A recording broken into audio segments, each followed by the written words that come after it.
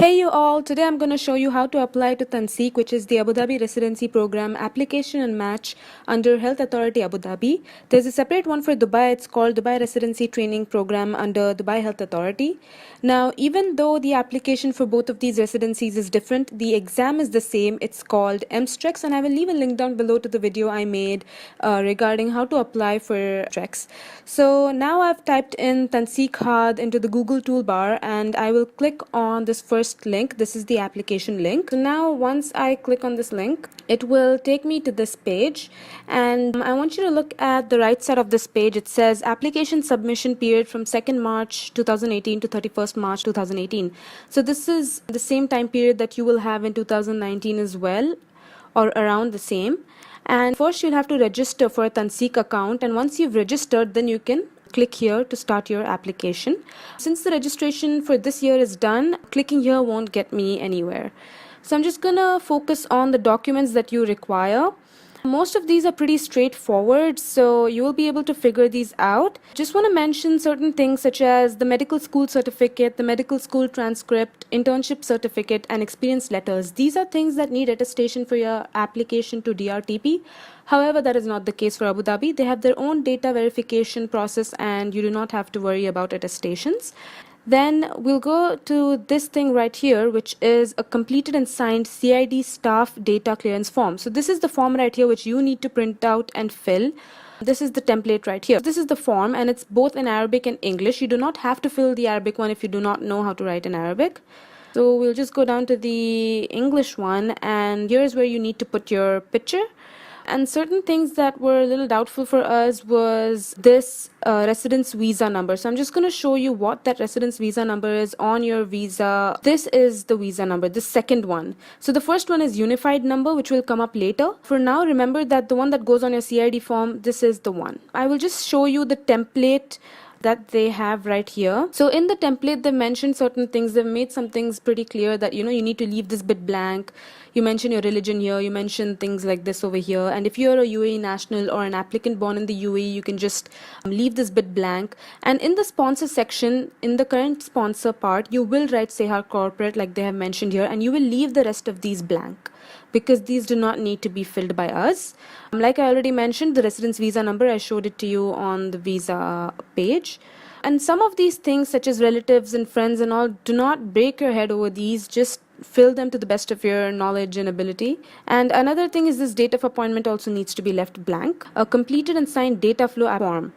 So in this one, it's pretty simple. You just have to fill your passport or ID card number, and if you're a little anxious and you don't want to mess it up, you can just fill in both with a slash in the middle, like right here, and then your name, date, and signature. Then another thing that I want to mention is this certificate of good standing. It needs to be from the relevant regulatory or licensing authority to cover the entire licensure period. So this is for the people who have had a license previously, right? So I have one from India in Karnataka, and I had to just approach the Karnataka Medical Council. They asked for a demand draft payment of 200 rupees, and within a few days the good standing certificate was ready. And it should not be older than 3 months, and do not get it confused with the good standing certificate that you get from the police over here. And then the other troublesome thing was this e-Terrasol barcode sheet. And now before I go into that, I just want to show you another thing that is really important here, is which all residency programs are available under TANSEEQ. So this is the list of posts, and this is the list in 2018. And the list is going to be different in 2019, because in 2018, once this list was out, it just mentions Cleveland Clinic having 3 seats in internal medicine, but actually a few months later they opened up Ophthal 2 seats and surgery 2 seats. So it's going to change next year, so you definitely want to be checking how many seats there are and apply accordingly. Family medicine and I think psychiatry, these two are things that we can definitely not apply for, but the others you are really betting on your chances here, because even though it doesn't say it's close like for us, we can still apply, but you can see the number of seats and preference is going to be given to locals. So now coming to that e-Terrasol thing, so I just clicked this button right here, the user manual, and this is what opens up. So after this opens up, you can see that they've mentioned the URL that you need to type into Internet Explorer and not anywhere else. And once you're done typing that, you can also, if it's not actually opening up the page, you need to do the stuff they've mentioned here, which is select the tools, the compatibility view settings, and add eTarsol.ae. My problem while applying for this was that I was trying to do it on Microsoft Edge, which is available on Windows 10, but be careful that you do not do the same thing. Click on Internet Explorer, and I think version 10 is the one that it was working really well with. I'm not really sure, but definitely you'll be able to figure it out once you do this bit. So this is how it's gonna look. So yeah, you just fill in the unified number. Like I mentioned on the visa, this is your unified number, the one that's circled. So that's the one that you will fill in over here. And then some of these things need to be typed out in Arabic, right? And they have to be typed out because there's that red asterisk right there. So what we did was we asked neighbors to write this in Arabic and send it to us on WhatsApp. We opened WhatsApp here and then we sort of copy pasted it onto this thing. So that's how we figured it out. And then you click next, and basically everything else was just to be filled. And then you click print like they've mentioned here, and then this is how it's supposed to look.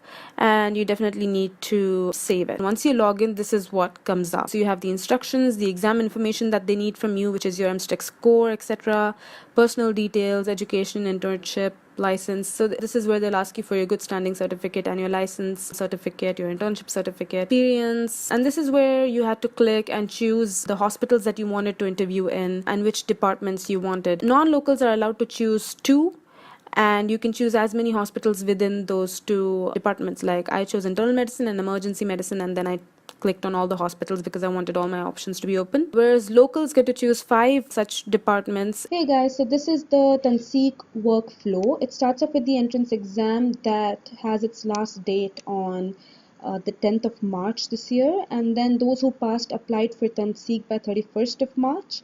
And those who met the criteria got an invitation by the program directors for an interview. And then you had to schedule your interview, and then the interview was conducted on the dates that you selected. And after that, after all your interviews are done, you have to enter your rank order list into the NRMP match. You get an email regarding this, and some people say you put in the interview that went better as the first option. Some people say that it depends on your choice, whichever program you prefer, or whichever hospital you want to get into more than the other, you'll put that in the on the top. I really don't know how this is going to play out, so it depends on you in which order you want to put this. And then the program directors put their list, and then there's whole mixing and matching, and then finally there's a match publication by HAD, which is expected on 22nd July this year. So let's hope for the best. Then you're issued your license, and then you can start your residency program on the 1st of September. So another thing I want to mention about the residency programs here is that for non-locals, the ones that you get the first time around, if you get lucky and you get into a residency, then that's the final one. Whereas locals can change their specialties. They get one chance to change the specialty the next year. And that's it. So this is the best I could do for this application, and I wish you all the very best while applying. And if you've got any more doubts, you can always email me on the contact that I've mentioned below.